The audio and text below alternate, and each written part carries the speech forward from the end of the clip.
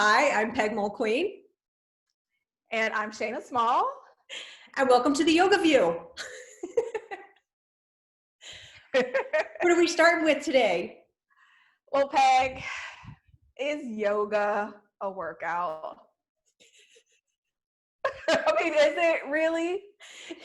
I can tell you that not yesterday, the day before, I went horseback riding. We did like, I don't know, like 15 miles. And, basically the horse is doing the work. I just want you to know this. Like, I'm thinking to myself, but you have to kind of squeeze with your thighs. Anyway, if yoga's a workout, I am doing it all wrong because I was so sore when I got off that. I woke up this morning and I felt like a truck hit me. I'm like walking. You know how they see those cowboys walk? Oh my God. That would be me. And I thought, it was funny because you had sent me that thing. It's yoga workout. And I thought, well, dang, I'm doing it wrong if it is. I can think of other things that are, keep me in far better shape than, like more efficient. This just physically speaking, Exactly. Like, that's what goes through my mind. Okay, can we get a workout from it? But is that the most efficient way to do it? I mean, I know people who will go to a yoga class for a workout and then they have their run and they have all these other activities. I'm like, wouldn't it be more efficient to go to like I don't know, like a CrossFit or something that like does intervals and like really is like, Yeah. where it's not accidental that you get some type of aerobic benefit where the whole thing is really just centered around it. Mm-hmm. I will tell you now, when I lived in DC, I would definitely look for things to like exercise my body, right? Because I was in a house a lot of times driving to and from places. Living here on a ranch, I don't got time for exercise. Like exercise begins like first thing in the morning and ends. I mean, everything from, turning the compost to like, digging hole. Right now I got to plant my garlic and turn over the garden and just walking from one end of the field to the other, back and forth. My neighbor tracked her miles and all we're here is on the ranches. And, she like had already walked by noon. By the time we got the horses up there, she'd already walked like 5 miles. And that was just like here. And so I guess I think that yoga can keep your body healthy, like it's certainly, are we allowed to talk about like bodily functions? Like it helps keep me regular, like I will say, like there are certain things that my yoga practice, the physical benefits of it, and it balances out the manual labor that I do most every day. But it doesn't give me a cardio workout, if that's what I mean. Like, Yeah, I know people who teach yoga classes specifically. I ain't even said specifically because they're trying to give people a cardio workout. So there's certain, and I've worked at some of these places, right? And so we're supposed to do certain things to keep people's heart rate up, right? During the yoga class, right? yeah. And and I often wondered, okay, so even if the heart rate is getting up, like, is it staying up long enough to really be that effective? And like, the old school rule was like 20 minutes, but I know now they say you can like divide that 20 minutes up. And then I also thought that in order for it to be cardio, the breathing rate has to also increase, right? Yeah. Yeah. Even breathing, I'm going to tell you, I realize that I don't breathe fully. I don't know what it is. Like I breathe out, 3/4 of the way, and I breathe in like 3/4 of the way, but I pretty much stay in this like little tiny, thing. And I can get through my whole yoga practice that way. It doesn't, no matter what I'm doing, maybe, you know, maybe if I was working a little harder, that would be different, but I can pretty much, I remember being on a hike going up Glacier and going up one of those mountains. And okay, forgive me this story. So there were these two women, they had to be 10 years older than I am. And they were like neck and neck with me and the kids. And the kids were like, Mom, we've got to pass these women and we got to like, so we can be by ourselves. Well, I was like working at capacity, man. So we're like, I'm trying to keep up with them. These women did not want to be passed, and they were badasses. Like they were doing it. But we managed. I could not breathe. Like I was like, and I'm like thinking, damn my yoga practice. But then I realized I wasn't breathing fully. Like I never breathed out all the way. And because I never breathed out all the way, I could never breathe in all the way. But I Mm-hmm. never really did anything that required me to do that until these two women on the trail, and we had to pass them. And I took that back into my yoga practice, which was really fun, to kind of expand the lungs in that way. But it didn't happen the other way around. It happened by the way, those women, I finally took a break, made them, and they passed us, just FYI. Yeah. But, but I did learn to breathe fully in that whole experience. And I also know that like when people do certain breathing exercises, even like like Kapalabhati and those types of things, right? And you speed the breath up, like that's when you get the sweat that lots of people say is synonymous with cardio. But then like, doesn't that defeat the purpose? Like when you like, aren't you supposed to be like slowing the breath and slowing the heart rate? I know that the pranayamas are for something different, right? You sit down and you do your pranayama and you speed up the breath and you get the sweat going, but you don't, especially in Ashtanga, we don't do pranayama within the practice. So it's like, does it defeat the purpose of like trying to get the heart rate up and the breath going when you're doing a yoga practice? Like, doesn't it defeat the purpose? I mean, we're supposed to be regulating, right? I mean, isn't the whole idea balance? And so I do feel like all right, we're kind of hooked on sensation though. So it doesn't surprise me. We like more sensation, faster. If it's faster, harder, I hear people say, I mean, I gotta tell you, my yoga practice is pretty easy. Not, and when I say easy, I mean, it feels good. Like today like I said to you, the riding the horses, I mean, I was like, oh, so sore. But I also have very open hips, and I could use some strengthening, like I could use like things like squatting. Those kinds of exercise are actually really good for me. And so riding a horse all day was like squeezing my thighs together for 8 hours. And I had a really lovely yoga practice because it was a nice balance to what I had just done. And I tend to use my yoga practice physically in that way to balance out what I'm doing all day. I'm bending over a lot, in the garden and, with the animals or whatever. Then the beginning part of intermediate series is awfully nice, and, kind of bringing that opening. So I do think that there's some absolute physical benefits, but could I use my yoga practice as my sole exercise? Oh, hell no. I'm so inefficient. I'd have to do it for a lot longer and a lot different. And yeah, I'm just. Well, what if we add the squats in? And Like, instead of chair pose, like you just like take your feet out wide and you do some squats. I've definitely seen that in yoga classes, not chair. We do squats and pistol squats with one leg out. What if we add the thigh strengthening? Like, I don't know, like do our thigh master exercises, with a block or something. I don't know. What if we? You've been watching me in the morning, haven't you? You can see. What if we just do that? I mean, like, would that make our yoga a workout? And should we be doing that, right?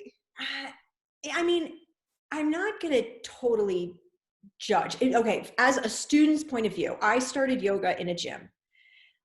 There was a kickboxing. I was totally into kickboxing, huge into kickboxing. And there was the dojo was across the street from the gym, and the gym had yoga classes. So just like I just said, I originally took the yoga classes just to balance out what I was doing at the dojo. And I thought that would be good. When everybody laid down to rest, I left. I mean, I definitely was out. Oh my God. I was out of there. Go. I do remember.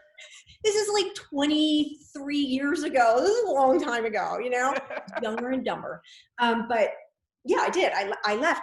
So I guess what I'm saying, I was using it as a physical exercise. It actually wasn't until I started delving into the Yoga Sutras, which I know you'll enjoy. It wasn't until then that I was like, oh, there's a whole nother aspect to all of this. Like and that made sense to me because the physical thing was just kind of like, I'm just doing some stretches, like to balance out what I was doing. I didn't really understand the whole rest thing at the end. I didn't really have time for that. So I left. Because that's what you would do in an exercise class.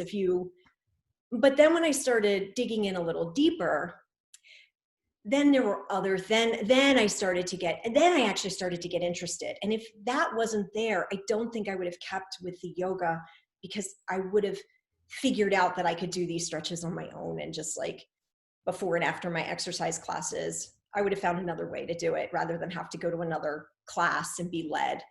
You know what I mean? Like it doesn't sustain my interest. And I don't think it sustains many people's interest over the long haul. It might be what brings people in, but if that's all that's there, they're going to figure out pretty quickly that there are better exercises you can do. And like for your, physical health. That's just I my mean, opinion. I know that when I used to teach hot power fast yoga, I actually had students come up to me and tell me after a few years that it was no longer working for them. And, I guess technically, if I was a good employee, I should have been like, oh, you need to just make it harder. You need to do more handstands. You need to move quicker, right? But I Put some was weights like, on your ankles. yeah, which a lot of yoga studios are doing now, right? They're doing like the mesh up, right? And I guess I should have said that to her, but I was like, well, that's not, it's not what it's for. And so, yeah, you've gotten to the edge of what you're going to get out of this. And maybe you do need to add on some other form of movement. But yeah, she was like, oh, it's not working anymore. And like, it's not what it's for, right?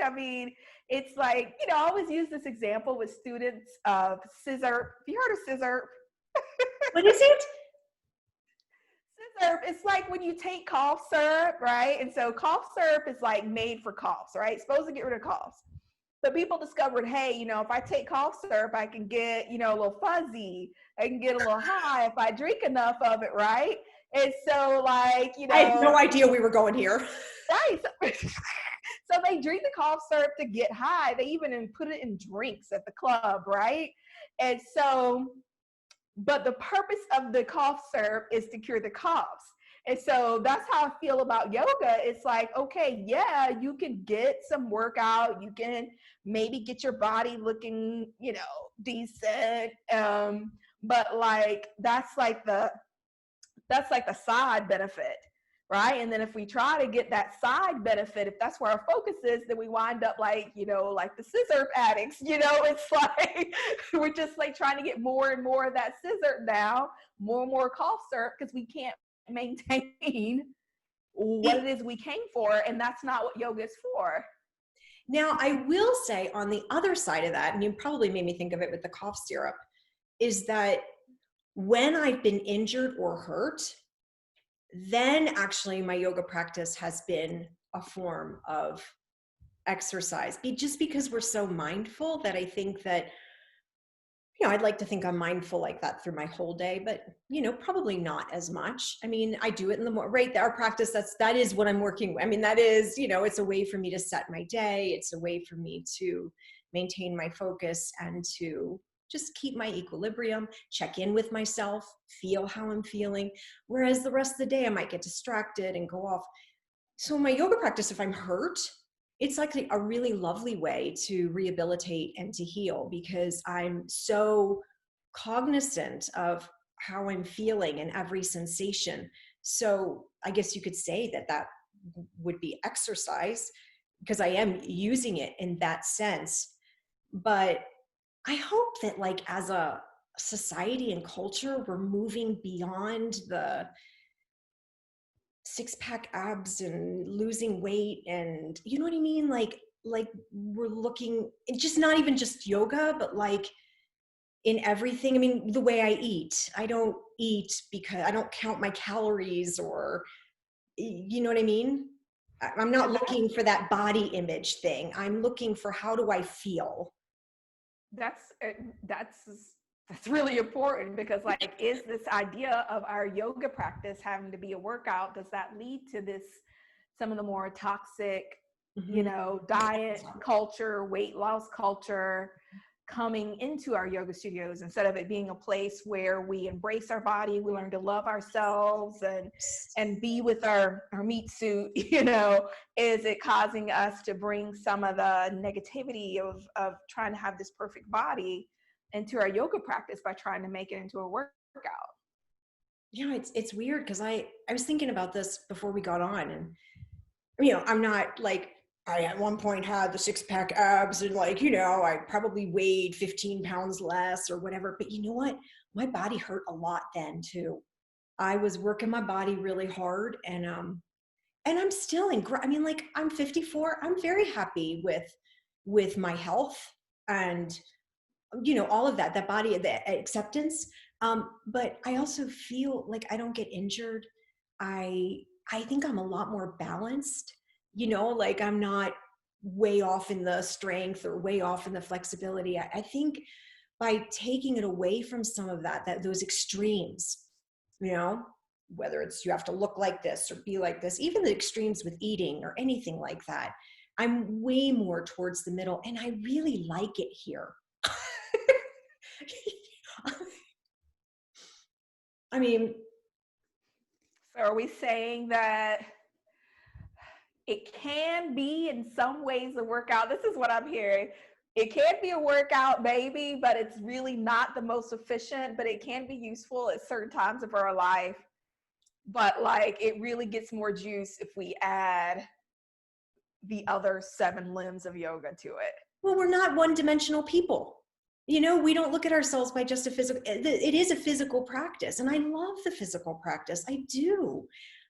But the physical practice all by itself would, if that's all I was looking at was a physical workout, then yoga would be like not up high on my list. Like I would find something that was just a little bit more targeted probably and varied and all of that. But if we're talking about the physicality of it, that's lovely to be in your body and to be so present to how you're feeling, and those sensations, they're real. And we want to keep our bodies healthy. I mean, this is the container for everything else. I don't want to have pain or yeah. But yeah, I think the workout, I cringe at the language workout because it takes me back to like Weight Watch your days and like, count your calories and your steps and how many, and like weighing in and all that sort of stuff. And I don't, not interested. Takes a lot of the joy out of the practice. It takes the joy out. Yeah. Yeah. Mm-hmm. Yeah. Exactly. You said it. Yeah. So I feel complete on this topic. All right. What else we got? So, have you got this book? I've been reading Love and Rage. You know what? I have a Kindle and I just drop like 1,000 books on there all the time. So yeah, I might have it because I do follow Lama Rod Owen. So Lama Rod Owens, so he co-authored Radical Dharma. And after Megan and I got done reading Radical Dharma, this actually came out, Love and Rage came out, gosh, during this pandemic. Like I think it's only like 3 months out. Oh. And I think I liked it because it had rage in it. Maybe not so much for that. There's a lot of love and rage going on right now. As a counselor, like as a former counselor, as a trained counselor, like anger scares people, and they're afraid. And so when he had this, I was like, okay, I want to hear what he has to say, because especially in the yoga world, people seem to be very afraid of, I mean, they worked up, like you have to be namaste, and like everything has to kind of go. I don't know, these times right now, they can get me fired up. There's a lot right now that can get me fired up. So I wanted to hear, and I came across this passage, and I want to read it to you, and I want you to tell me what you think. All right. He says, I want to be very clear about how I believe that anger is important, At no point have I said to get rid of anger, because you shouldn't. Just like I will never say to get rid of ego, because you shouldn't. That's for another conversation, you and I. But when I say that everything should be loved, what I'm also saying is everything has a place. If it's outside our experience, then it begins to become really dangerous for us. It becomes subconscious and then becomes a demon or a monster. People come up to us and say, "Don't you see that demon that's following you around?" I'll just put it in another language. Don't you know that you're super misogynistic? Don't you get that you're racist? And you're like, what? What are you talking about? That's the shadow. We've learned how to pack everything away because we're really invested in being good people. You say, I'm a good person. I'm not a misogynist. I'm not a transphobic. I'm a good person. Sometimes being a good person, or my attachment to being a good person, actually gets in the way of me looking at all the rough spots, at all the shadows that I'm working with, and that I don't even go there anymore. Amen. Amen. Thank, oh Lord. I've written so much on that. So maybe like I've downloaded Llama Rod into my brain, like from like the ethers. Maybe I've got that city because like I feel like we're on the same page. But yes, if we have this label of being good people, then anything that falls outside of good means that it's not us, and it's not within our purview. So if we feel that way, then of course we're not going to see the demon, the shadow that's walking beside us, because we're good. So we've got on our good, our our good sunglasses that are like hiding all the stuff over here and over there. We're not turning around. We're just like this, and we don't see that right there beside us or behind us is that demon that he was talking about. And especially I can say, like, when my behavior doesn't equal my beliefs, and that happens. I mean, you have called me out on stuff and I have been grateful, but I won't say it's easy. There's a part of me that gets that first like, oh, but I'm a good person, but I didn't mean to. That wasn't my intention. And I've heard like lots of my friends say, I'm not racist.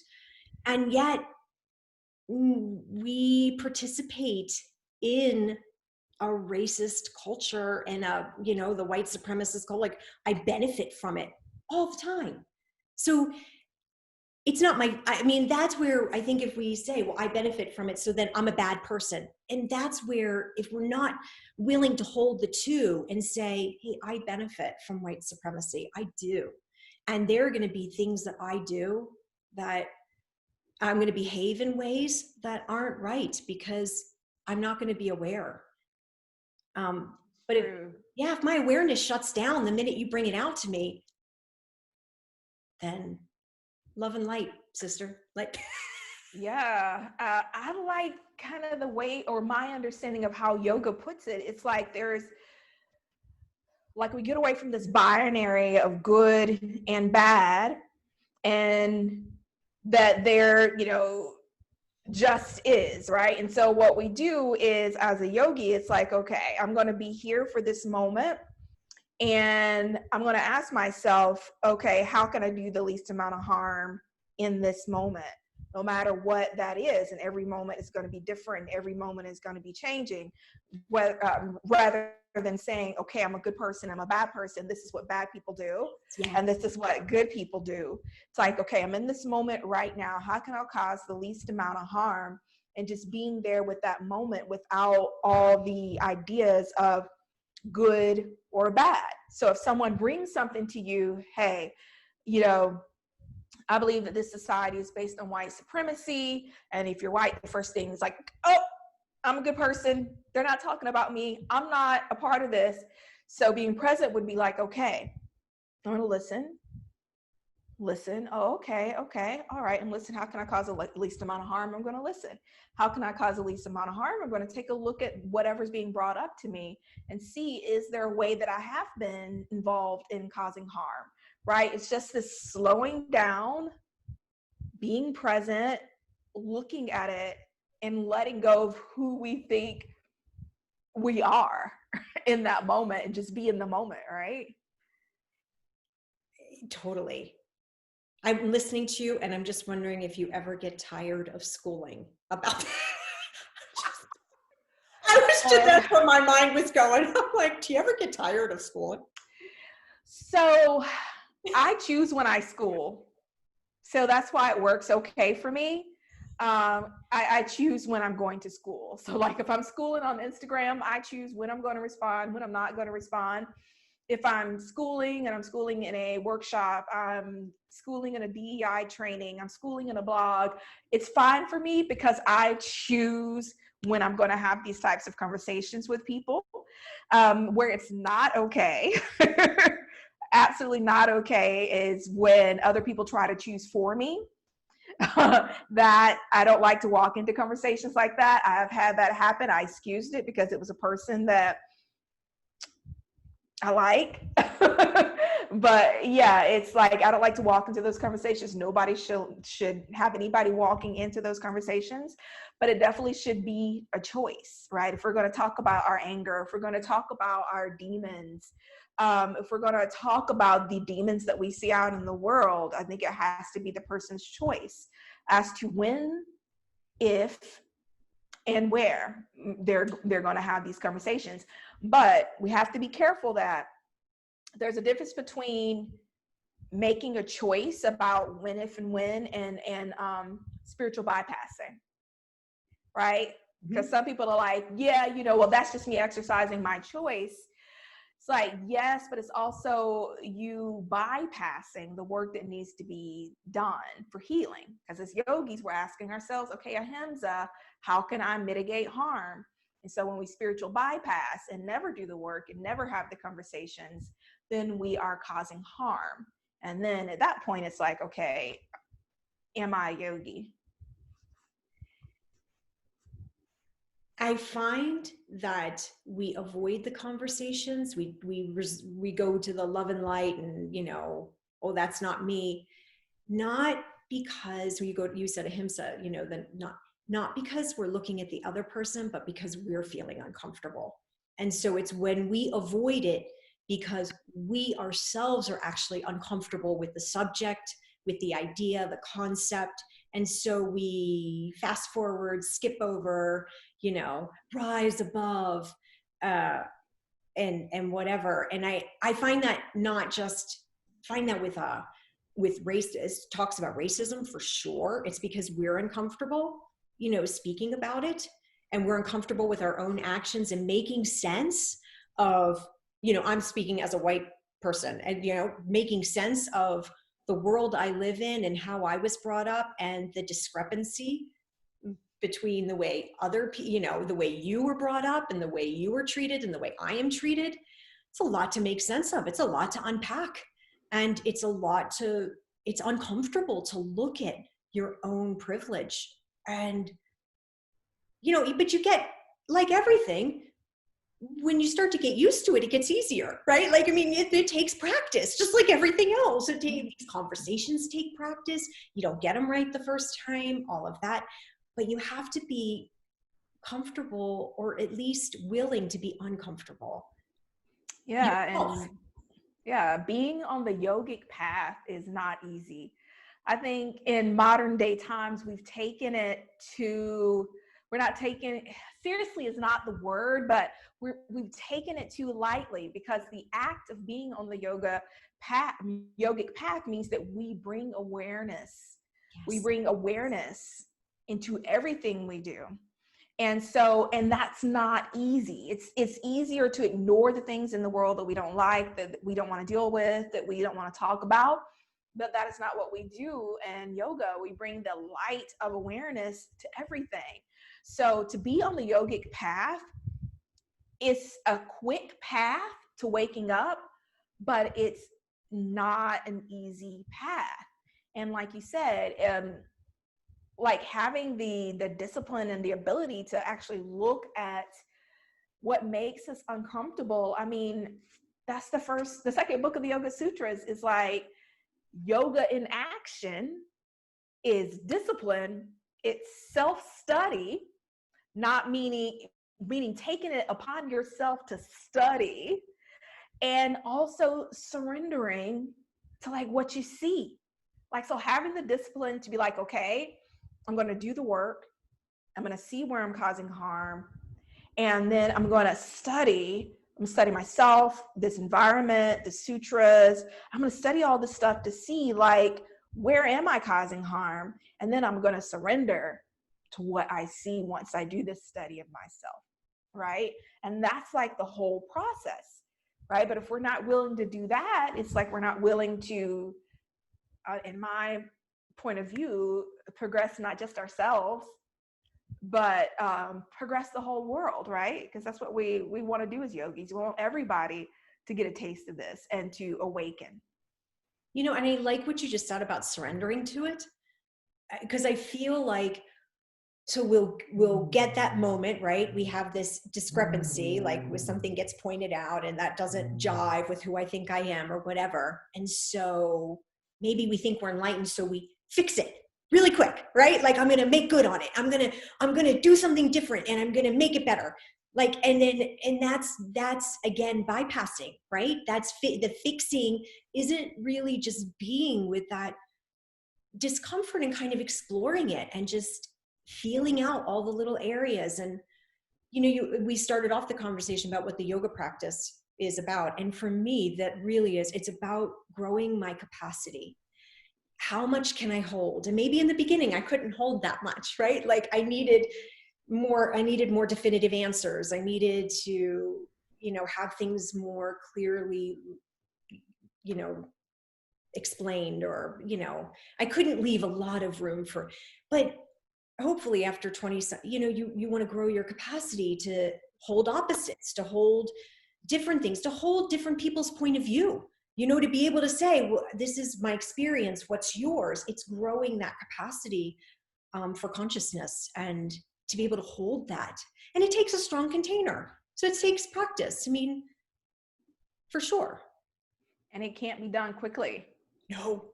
It can't be done quickly. We have to get over this idea that we're going to be able to take uncomfortable situations and just like wrap them up in this bow, and we're going to be able to do it right away, quickly, in one conversation, one study session. Honestly, in this lifetime, I don't see a lot of the hot button things that we're having going on, like, racism and sexism and ageism and, the patriarchy. I don't see any of that stuff going away within my lifetime. So, right, we have to be able to like sit even with that and see what can we do, and know that it's always going to be this continuous ongoing process. Because we don't live in isolation. I love the way you have a daughter, I have a daughter, and I think they're close in age, and and our kids are. And I heard a term that they stand on our shoulders. So we only get so far, right? We take it so far, then they get on our shoulders and they take it further. And then, but so we can see this through generations. Like, my parents could go so far, but they gave me that boost to take it this far. So if we can even think, growing that capacity to think outside of even our lifetime, that it's not a waste if we don't. I'm not going to make it, I'm going to do it, but I'm not going to make it, but that I'm a continuation. There's continuations, and there's Right. generations, and it's like a collective, a consciousness. That's how all indigenous cultures thought. Like, they always knew that they weren't just taking care of like the earth or the environment for today. They were taking care of it for their children. They weren't just keepers of the culture for today. They were keepers of the culture for their children. Like, we lost a lot of that with this like capitalistic, white supremacist, I want it now. I don't care who gets hurt. I don't care, if there's genocide. I don't care who owned it, who was there. I'm just going to take it. Like, because taking can happen really quick, right? Very quick, very satisfying if you have the power to take. It can happen very quickly. But that power to like feed generations, I mean, that's not quick work, but it's the best work. It's sustaining. It's the only Yeah. lasting. I mean, like everything else then is finite. And then, yeah, and then I'd be like, what the hell? You know, why bother kind of thing if that's the way. But, you know, we know that that's not. And it's not, you know, I was thinking about it's not just racism and the other misogynism and all of these hot topics. We are also having a hard time. The other day was Are You Okay Day. And it was the day that I think Australia really does it, where you check in with people to see if they're okay and teaching them how. And Megan and I were talking and saying, like, people have a hard time if they don't know what to say. Like, you say, oh, I'm feeling really sad. And they say, well, have you tried? Well, like, you know, Megan just moved to Tasmania. She lives all by her, you know, she lives in the middle of nowhere now and she knows no one. She can't visit home or whatever. And people keep saying, isn't there a yoga studio? Can you make some friends? Like, it's like they just want to fix it, but not for her because we're uncomfortable with Yes. anything. I look at this book, Love and Rage. I love the way he put two titles, love, we see these as opposite, right? Love and rage, they're two different, but you can hold both. You can be angry and love at the same time. You can feel sad and find joy at the same time. Yeah. I think we just think so much about ourselves that we lose the ability to just hold a container for people, like hold their sadness, their loneliness, just like hold it without trying to like solve it. And then by holding it, I mean, we uplift them because, you know, if I'm feeling pain, if I'm feeling sadness, if I'm feeling anger, and there's somebody that's just like there, Yeah. being with me. I mean, at the end of that, I mean, who is not going to feel better? You know, even if they're, like you said, you know, trying to give something where you should do this and you should do that, just like holding the space and being there with somebody, it makes you feel seen, makes you feel heard, makes you feel uplifted. I mean, it's this beautiful thing that I'm not going to lie that I struggled with for years. It was like, why are they telling me this? What do they want from me? What are they trying to get from me? Like, it was like this whole, I don't understand. What do you know? You know, because my mom was a single mom, and for her it was like, I feel sick, I still got to go to work. I feel bad, I still got to go to work. You know, that was her. I'm angry, I still got to go to work. So that's how I was raised. It's like the get over it mentality. Oh, you feel sad? Try Jesus. It's like, you know, it's like, right? It's like, that's how I was raised. And it really has been hard for me to have somebody look at me and be like, my mom committed suicide when I was a child. And I feel the need to like run, change the subject. Have you tried Jesus? Like, You go to a yoga class? Go to a yoga class. you should go to yoga and work that out. Open up your psoas. But you know what? You just like you and I are the same. I mean, I think I'm a little older than you, but we're the same kind of generation. And I also, because again, we just talked about we're a collective, right? So we were raised one way. Our children, we didn't raise them the same way. So they have a bigger capacity to feel those feelings. We have some residual, some residue left over from because we wouldn't be here today if our parents didn't have that buck up and get up and but that's not necessarily a healthy balance. It was a reaction to being always oppressed, right? I mean, like, think about it. If you didn't have time to like feel your feelings, you had little kids to feed and you couldn't but that also takes its toll on the human psyche and the soul. And obviously mama didn't raise you to be, you know, she didn't want that for you, and we don't want that for our kids. If we close down our awareness though, then we can't evolve. Then we can't look at that and have like a lot of compassion. All right, I was a counselor, right? I mean, I was a counselor. I could not work with depressed people. Like, I would keep the tissues outside my office so that when someone went to cry, I could get up and leave and go get the box. That is the truth. I am admitting it right now. Oh, yeah, it's true. oh my. It wasn't until I had my own bout with deep sadness where I didn't understand. There was water coming out of there was water coming out of my eyes, and I was just like not understanding where it was coming from, and I didn't know how to do all of that. And it was just very scary. Sadness was scary, because it was scary to the generations before us. That residue kind of, even if we weren't raised that way. And, I bet this, like, if we want to talk about racism in this way, I look at my little Indian dog who's laying over here, right? She has never known a day on the streets. Not really, right? The dog knows no. Moose, of course, has many generations of being bred. Indy comes right from the street dogs in India. Even though she doesn't have that experience of having to fight for food and all of that, instinctually, it's still there. Like it's handed down within the psyche. And it's funny because it's like, she's never known this. She's always had an abundance of everything. But I can see her trying to quiet those instincts sometimes and the further we get away from it. But that sadness, that difficulty with emotions, I think generationally, like our generation in particular, struggles with it. But yeah, and I think we've come, I think that's where yoga helps me. It helps me grow my ability to look at myself and say, Yeah, I used to, like, that used to be my intention all the time when I practiced yoga, was to open my heart. Like, I had a very, right. I was aware that my heart was shut down, and I had no idea how to open it, and I was afraid to open it. But I knew that, this place of, okay, why are they saying this to me? I feel really uncomfortable. Let me solve this problem. What do they want from me? Why, I knew that was not a compassionate way to respond. And I knew that I immediately shut down. And I knew that's what I wanted from my yogic process. And it definitely has helped. And I'm not even gonna sit here and say I'm the most, like, I'm the one you should call and, like, deep down. We're gonna put your number off.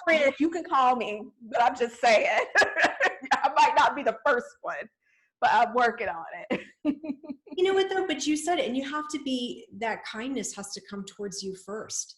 Like, and that's where, and maybe when we talk about racism, have compassion for yourself. If this is your experience, like, let yourself learn, let yourself stumble, be kind to yourself, and learn to open and allow. Because if we're not kind with ourselves and loving with ourselves, we can't extend it to anyone else. If I can't love myself despite my faults, how can I love anyone else? And how can I even accept love from anyone else? Right, we gotta shine the love and light, ew, towards our own direction. At least be kind. I mean, at least just be like understanding. Try to understand. Maybe where, like this, if we're talking about white privilege, I mean, I have experienced it. It's nothing to condemn myself for, but it is something to recognize and hold open that space. And if I don't always say things correctly or no, or if I make mistakes, I'm going to. I mean, I'm gonna. And then when you have the ability to see it, then you can use it for the positive. There are ways, like with Lama Rod, there are ways to use anger. Yet, okay, it's here now. right. Yes, maybe in a perfect world, we don't let ourselves get to that place. But when we do, it's here now. What can I do with this that's actually going to be positive? How can I take this energy and use it in a positive way? And it's the same way with white privilege. It's like, okay, I have this privilege in the world. Yes. Is there something that I can do with it that's going to help people who don't hold privilege and uplift those people? Yeah. And sometimes it's just being open to listening. I mean, again, I get really nervous when my friends jump to fix it, like, in any regard, but especially with racism, I'm like not thinking that that's the answer. Like, I'm like, maybe we just listen. It's not as quick. It takes some time. And we got to build some relationships. But I think I had a yogic person after George Floyd. He sent me a message and he was like, "Hey, I'm sorry this happened. I just sent some money to such and such organization." I feel better now. And I want you to know so that you can so that you can tell me what a good person I am. You know, I got Shayna's blessing. I am good. I have washed the racism stuff right off me. It's racism is over. I gave $50 to BLM. I'll tell you what, it was interesting. I had somebody write me over Instagram and told me that if I, like, she was watching me. She was watching me, watching what I was going to do and how I was going to use my voice. And she was going to start counting how many, and I'm just like, oh my God.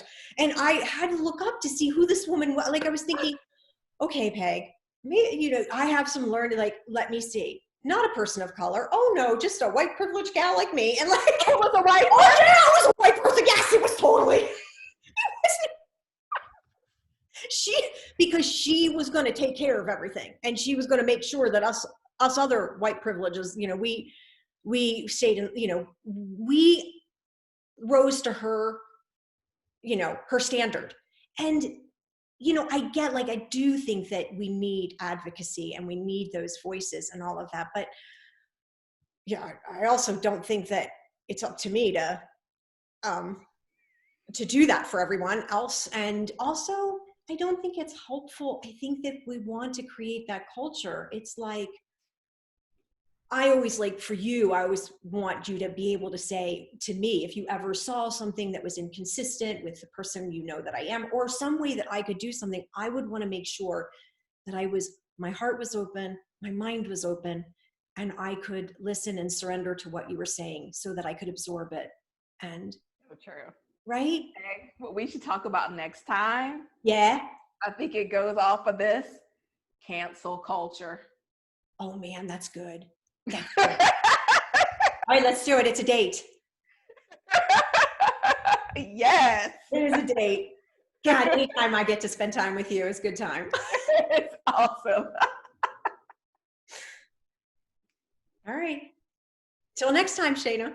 Till next time, Peg. This is the Yoga View. Bye, guys.